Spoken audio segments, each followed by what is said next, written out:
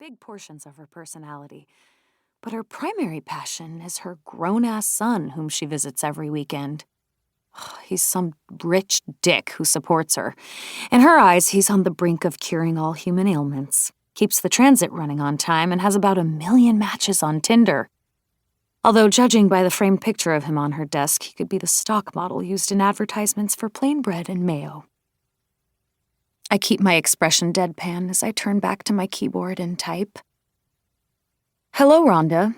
Thanks very much for reminding me about the meeting. I must say, your reminder is so much more personal and well-received than the default one that the computer gives. I almost feel that one is pointless when I've got you in my corner. Best regards, Jolene.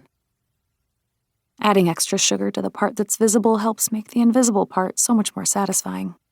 I change the font to white and type the stuff that's just for me. P.S.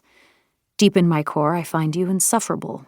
There are times when you're on the phone fake laughing or retelling someone the same story about your toenail surgery that make me consider joining a cult as a preferable alternative to staying here with you.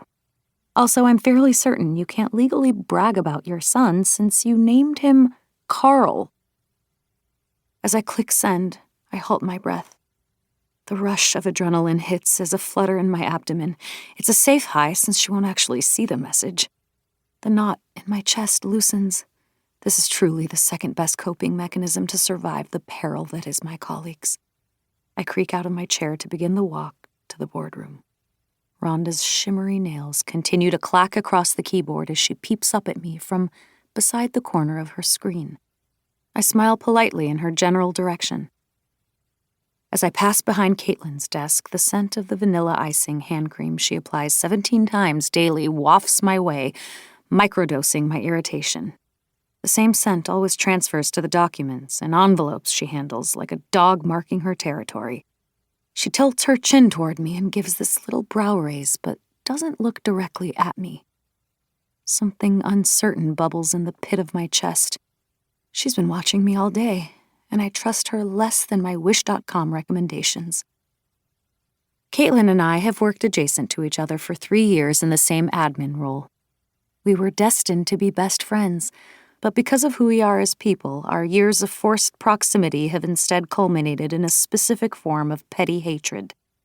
The problem is, Caitlin tries way too hard. She's still talking about how this job is a jumping-off point for her to step into a larger role at Super Shops, while I gave up on that notion after less than a year here.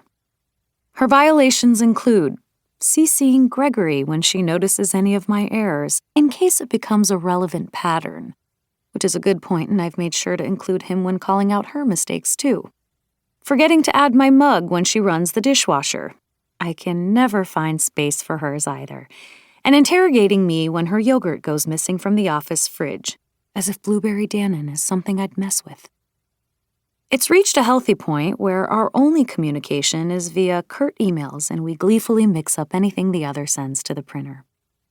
It's unfortunate, because I like to think I support my fellow women in the office. Or at least I stay out of their way as much as everyone else. More lifeless eyes seem to pull toward me from each cubicle I pass. I curl my arms around myself to limit how much I'm perceived. I catch my reflection in a glass door and jolt at my frizzy brown hair and puffy eyes. I may be entitled to compensation for that. It's not that I'm a terrible-looking person, but I haven't slept well this week, and I always seem to look my worst when I don't expect myself. And it's not like I care about making a great impression here. This is not one of those cool places to work with free snacks or standing desks or nap pods. My office is sort of like a recent time capsule. If someone wanted to travel 7 to 9 years into the past, they could come view our poster of men eating lunch on a plank, the fax machine still plugged into the wall, and the sagging yoga ball chairs.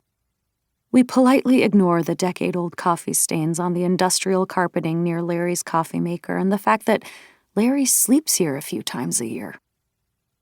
When I reach the dusty bird of paradise plant that Rhonda snuck into the office 5 years ago that's both plastic and dying, a familiar dread sets in. I take a breath and open the door to the boardroom. Seated